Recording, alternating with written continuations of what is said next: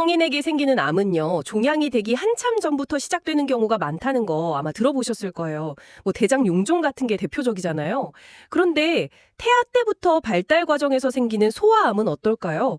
여기에도 그런 전 단계라는 게 있을까요? 오늘 저희는 바로 그 질문에 대한 아주 놀라운 답을 담고 있는 2019년 사이언스지에 실린 논문 하나를 여러분과 함께 깊이 파헤쳐 보려고 합니다. 네, 오늘 우리가 함께 분석해볼 자료는 소아 신장암의 일종인 윌름스 종양의 그 뿌리를 추적한 연구입니다. 이 연구의 접근법이 정말 독창적인데요. 우리 몸의 세포가 분열할 때마다 조금씩 생기는 자연스러운 돌연변이 있잖아요. 이걸 마치 DNA에 새겨진 발자국처럼 이용해서 암덩어리가 대체 어디서부터 시작됐는지 그 기원을 역추적했습니다. 와, 그러니까 암세포 자체만 들여다보는 게 아니라 그 암세포를 낳은 조상세포들의 역사를 추적하는 거군요. 일종의 세포 가계도를 그리는 작업이었네요. 맞습니다. 이번 탐구의 목표는 이 연구가 어떻게 윌름스 종양이라는 게 어느 날 갑자기 생긴 게 아니라 암이 되기 훨씬 이전부터 신장 전체에 넓게 퍼져 있던 거대한 전암성 지대에서 비롯됐다는 걸 밝혀냈는지 그 흥미진진한 추리 과정을 여러분이 생생하게 느끼실 수 있도록 안내하는 겁니다. 네, 그럼 시작해볼까요? 보통 암 연구라고 하면 암세포 덩어리를 떼어내서 그 유전자를 분석하는 걸 떠올리잖아요. 근데 이 연구팀은 시작부터 접근법이 좀 달랐다고요? 그렇습니다. 연구의 설계 자체가 핵심이었죠. 연구진은 윌름스 종양환아 23명을 포함해서 총 54명의 검체를 확보했는데요. 여기서 중요한 건 세 종류의 샘플을 확보했다는 점입니다. 세 종류요? 네, 바로 종양 조직, 그리고 겉보기엔 완벽하게 정상인 주변 신장 조직, 마지막으로 혈액입니다. 그리고 이 세 조직의 전체 유전체 염기 서열을 분석해서 서로 비교한 거죠. 아, 세 개의 다른 조직을 비교하는 게 핵심이었군요. 여기서 말씀하신 체세포 돌연변이라는 건 그러니까 수정란이 분열해서 아기가 되는 과정에서 생기는 일종의 자연스러운 DNA 복제 오류 같은 거죠? 맞습니다. 이 돌연변이들은 세포 분열의 역사를 기록하는 타임스탬프와 같아요. 한번 생각해 보세요. 만약 어떤 돌연변이가 혈액, 정상신장, 종양 이 세 군데 모두에서 발견된다면 그건 언제 생긴 걸까요? 혈액하고 신장으로 나뉘기 훨씬 전? 그러니까 수정란이 분열하는 아주 초기에 생긴 돌연변이겠네요. 우리 몸 전체에 퍼져 있을 테니까요. 정확합니다. 그게 바로 배아 돌연변이죠.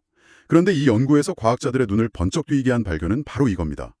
혈액에는 없는데 정상 신장 조직과 종양에서만 공통으로 발견되는 돌연변이 그룹이 있었던 거예요. 잠깐만요. 그건 정말 결정적인 단서인데요.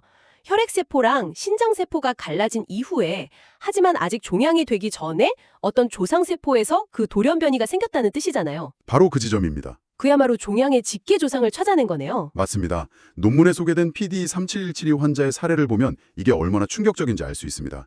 연구진이 이 환아의 정상신장 조직 여러 군데랑 종양 조직을 분석했는데 특정 돌연변이 그룹이 정상신장과 종양 양쪽에서 똑같이 발견된 겁니다. 와, 하지만 혈액 샘플에서는 그 돌연변이의 흔적조차 찾을 수 없었어요. 혹시 분석 정밀도가 낮아서 못 찾은 건 아닐까요? 그냥 놓쳤을 수도 있잖아요. 연구진도 당연히 그 점을 의심했습니다. 그래서 일반적인 분석보다 100배 이상 깊이로 혈액 DNA를 정말 샅샅이 뒤졌습니다. 그래도 그 돌연변이들은 보이지 않았어요. 아, 그랬군요. 심지어 같은 신장 안에 있지만 발생 기원이 다른 신우라는 조직에서도 발견되지 않았습니다.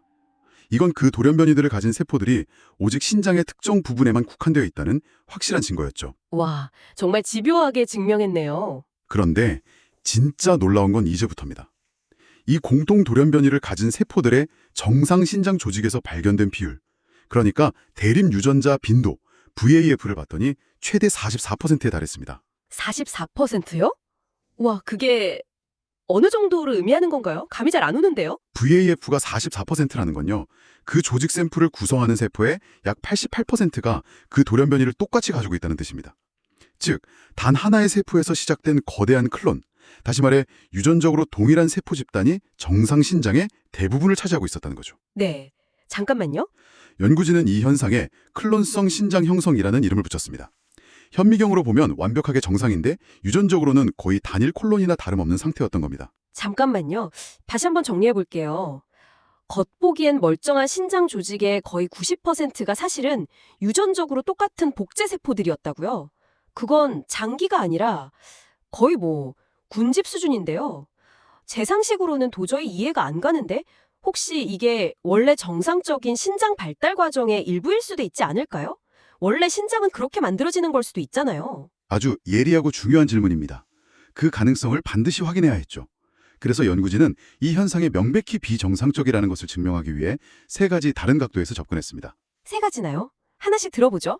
첫 번째는 뭐였나요? 첫 번째는 아주 정교한 기술을 썼습니다. 레이저 포획 미세절제술이라고 LCM이라고 부르는데요.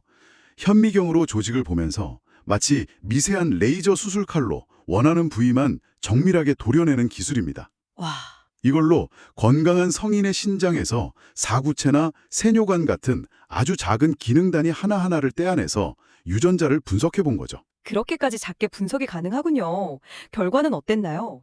결과는 확연히 달랐습니다. 건강한 성인의 신장 조직은 여러 세포 가문이 섞여 사는, 그러니까 다클론성 구조였습니다. 윌름스 종양 환화의 신장에서 본 그 거대한 단일 가문과는 완전히 다른 모습이었죠. 그렇군요. 건강한 신장인 다양한 세포들이 모여 사는 활기찬 제도시 같은데 이 아이들의 신장은 모든 집이 똑같은 가족 구성원으로 채워진 기묘한 교회 마을 같았다는 비유가 가능하겠네요. 아주 적절한 비유입니다. 그 차이를 시각적으로 확인한 셈이죠. 알겠습니다. 그럼 두 번째 접근법은요? 이 거대 클론이 윌름스 종양에서만 보이는 특징인지 아니면 다른 신장암에서도 나타나는 일반적인 현상인지 확인해 봤을 것 같은데요. 물론입니다. 아주 중요한 부분이죠. 그래서 다른 종류의 소아 신장암, 그리고 성인에게 흔한 신장암인 투명세포 신세포암, 환자 10명의 조직을 똑같은 방식으로 분석했습니다. 그 결과 그 어떤 다른 암에서도 종양과 정상 조직이 돌연변이를 공유하는 이런 클론성 신장 형성 패턴은 발견되지 않았습니다. 아, 오직 윌름스 종양에서만? 네, 이 현상이 유독 윌름스 종양에서만 나타나는 매우 특이한 현상이라는 점을 강력하게 시사하는 결과였죠. 이제 점점 더 이 현상이 비정상적이라는 쪽으로 추가 기울어지네요. 마지막 세 번째 증거는 뭐였나요? 마지막은 통계의 힘을 빌렸습니다. 연구에 사용된 모든 정상 신장 조직 샘플 77개를 전부 모아서 그 안에서 발견된 돌연변이들의 VAF, 즉 존재 비율 분포를 비교 분석한 겁니다. 결과는 정말 명확했습니다. 클론성 신장 형성을 보인 조직 그룹의 VAF가 그렇지 않은 조직 그룹보다 통계적으로 비교가 안 될 정도로 압도적으로 높게 나타났습니다. 우연이라고는 도저히 설명할 수 없는 차이였죠. 근데 여기서 한 가지 근본적인 의심이 드는데요. 혹시 정상 조직이라고 채취한 샘플에 눈에 보이지 않는 미세한 암세포가 그냥 섞여 들어간 건 아닐까요? 그래서 암세포와 돌연변이를 공유하는 것처럼 착시를 일으킨 걸 수도 있잖아요. 정말 훌륭한 지적입니다. 연구의 신뢰도를 뒤흔들 수 있는 가장 중요한 반론이죠. 연구진도 이 가능성을 아주 심각하게 고려했고 통계 모델링을 통해 그 가능성을 정량적으로 배제했습니다. 만약 단순한 암세포 오염이라면 종양에만 있는 수많은 돌연변이들이 정상 조직 샘플에서도 전반적으로 낮은 비율로 발견되어야 합니다. 아, 그렇죠. 마치 물에 잉크 몇 방울을 떨어뜨리면 전체적으로 희미하게 퍼지는 것처럼요. 아하, 그렇겠네요. 하지만 실제 데이터는 전혀 달랐습니다. 특정 돌연변이 그룹, 즉 조상 돌연변이 그룹만 아주 높은 비율로 뚜렷하게 나타났거든요. 이건 희미하게 퍼진 잉크가 아니라 처음부터 그 자리에 있던 뚜렷한 얼룩 같은 겁니다. 연구진은 이런 데이터 패턴이 단순 오염으로는 절대 만들어질 수 없다는 것을 수학적으로 증명해냈습니다. 알겠습니다. 이제 이 거대한 클론이 비정상적인 존재라는 건 확실해졌네요. 그럼 대체 무엇이 이 클론을 이렇게 크게 만든 걸까요? 암을 유발하는 강력한 동인 돌연변이가 있었을까요? 바로 그 지점에서 이 연구는 또 한 번의 반전을 보여줍니다. 연구진이 이 거대한 클론을 만든 조상 돌연변이 66개를 샅샅이 분석해봤는데요. 놀랍게도 암을 유발하는 것으로 잘 알려진 유명한 유전자 변이는 거의 없었습니다. 대부분이 단백질을 만들지 않는 DNA의 비부호화 영역, 그러니까 기술적으로는 큰 의미가 없는 승객 돌연변이였죠. 네, 그럼 유전자 암호 자체의 변화가 원인이 아니었다는 건가요? 그럼 대체 뭐가 이 세포들을 이렇게 미친 듯이 증식하게 만든 거죠? 그래서 연구진은 시선을 돌렸습니다. DNA 서열 자체가 아니라 유전자의 스위치를 켜고 끄는 역할을 하는 후성 유전학적 변화로 말이죠. 그리고 마침내 결정적인 단서를 찾아냅니다. 클론성 신장 형성이 발견된 정상 신장 조직 12개 중 7개, 무려 58%의 샘플에서 H19 유전자 좌이의 과메티라 현상을 발견한 겁니다. H19 과메틸화. 그건 윌름스 종양을 일으키는 핵심적인 원인 중 하나로 이미 잘 알려진 기전 아닌가요? 정확합니다. 11번 염색체의 특정 부위에 메틸기라는 화학 물질이 비정상적으로 많이 달라붙어서 IGF-2 같은 성장 촉진 유전자의 브레이크를 고장내는 아주 강력한 동인 이벤트입니다. 여기서 정말 소름 돋는 사실은요. 이 후성 유전학적 변화가 이미 종양이 되기 한참 전 벗보기엔 완벽하게 정상인 조직의 그 거대한 클론 전체에 퍼져 있었다는 겁니다. 와... 심지어 클론의 크기가 클수록 메틸화 정도도 심해지는 뚜렷한 양의 상관관계까지 보였어요. 이 세포들은 말 그대로 언제든 암이 될 수 있도록 시동이 걸린 상태였던 셈입니다. 혹시 H19 말고 다른 후속 유전학적 변화나 유전자 발현 패턴에 이상은 없었나요? 원인이 H19 하나뿐이라고 단정할 수 있을까요? 연구진은 그 부분도 철저하게 확인했습니다. 클론성 신장 형성이 있는 조직과 없는 조직의 전반적인 유전자 발현 패턴이나 DNA 전체의 메틸화 패턴을 비교했는데 아무런 차이가 없었습니다. 오직 H19 유전자 좌이의 과메틸화만이 두 그룹 간의 뚜렷한 차이를 보였죠. 이는 다른 수많은 변화가 아닌 바로 이 H19 과메틸화가 이 거대 클론을 만든 핵심 동인이었음을 강력하게 뒷받침하는 증거입니다. 그렇군요. 시동에 걸린 세포들이 신장의 대부분을 차지하고 있었다니, 그렇다면 이 준비된 클론은 대체 언제 생겨나는 걸까요? 태아 발달 과정 중 어느 시점인지도 추적이 가능한가요? 그 질문에 대한 답은 가장 안타까운 사례, 즉 양쪽 신장에 모두 종양이 새긴 환자들에게서 찾을 수 있었습니다. 양측성 종양 환자 3명 중 2명의 사례를 분석했더니 왼쪽 신장과 오른쪽 신장에서 각각 발생한 종양들이 놀랍게도 모두 동일한 클론성 신장 형성 돌연변이에서 유래한 것으로 나타났습니다. 잠깐만요. 왼쪽 종양과 오른쪽 종양의 뿌리가 같다고요? 그럼 그 둘은 일종의 쌍둥이인 셈이네요? 그렇다는 건 이 조상 클론이 배아 발달 과정 중에 우리 몸의 좌우가 나뉘고 신장이 두 개로 갈라지기 이전에 정말 아주 이른 시기에 형성되었다는 뜻이잖아요. 정확합니다. 윌름스 종양의 기원이 우리가 막연히 생각했던 것보다 훨씬 더 깊숙한 배아 발생 극초기에 있다는 것을 명확하게 보여주는 증거입니다. 한쪽 신장에 여러 개의 종양이 생긴 경우도 흥미로운데요. 환자 PD36165의 사례를 보면 신장의 양쪽 끝에 하나는 진짜 윌름스 종양, 다른 하나는 전암 병변인 신원성 잔존 조직이라는 것이 있었는데 이 둘도 같은 클론에서 나왔다고요. 네, 그 관계가 정말 중요합니다.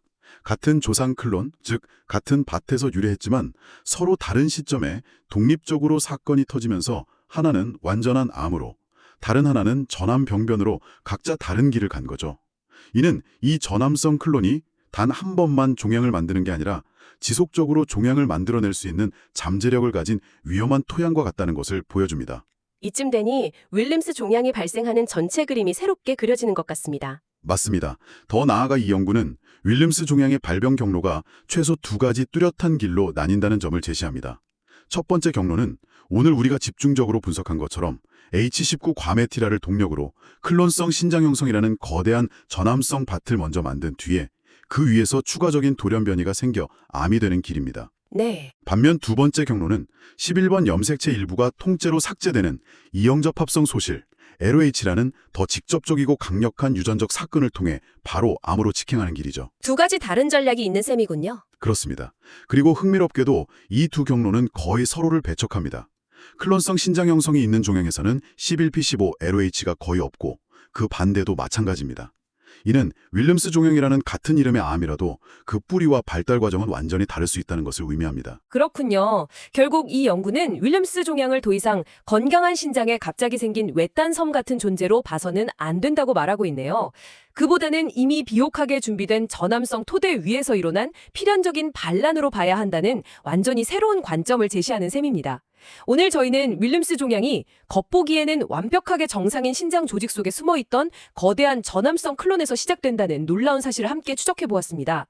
이 클론은 일반적인 DNA 돌연변이가 아닌 H19 과메틸화라는 후속 유전학적 변화에 의해 만들어졌고 그 기원은 태아 발달 극초기까지 거슬러 올라갔습니다. 네, 이 발견은 소암의 기원에 대한 우리의 이해를 근본적으로 바꿔놓습니다. 소암이 단순히 운 나쁜 발달 오류가 아니라 암이 되기 훨씬 이전부터 체계적으로 시작되는 하나의 과정일 수 있음을 보여주니까요. 성인암 연구에서 중요하게 다뤄지던 전암성 클론 확산이라는 개념이 소암에서도 핵심적인 역할을 한다는 것을 최초로 증명한 연구입니다. 논문의 저자들은 만약 우리가 이 클론성 신장 형성, 그러니까 전암성 밭의 크기를 측정할 수 있다면 암 치료 후 재발 위험을 예측하는 중요한 지표로 활용할 수 있을 것이라고 제안합니다. 정상처럼 보이는 주변 조직에 얼마나 넓게 종양이 될 준비가 된 세포들이 깔려 있는지에 따라 예후가 달라질 수 있다는 거죠. 여기서 여러분이 한 번쯤 생각해 볼 만한 질문을 던지며 마무리할까 합니다. 만약 우리가 이 종양이 될 준비가 된 세포들을 암이 되기 전에 미리 발견하고 식별할 수 있는 기술을 개발한다면 언젠가는 일부 소아암을 수술하고 항암 치료하는 것을 넘어 아예 암의 발생 자체를 원천적으로 예방하는 날이 올 수도 있지 않을까요?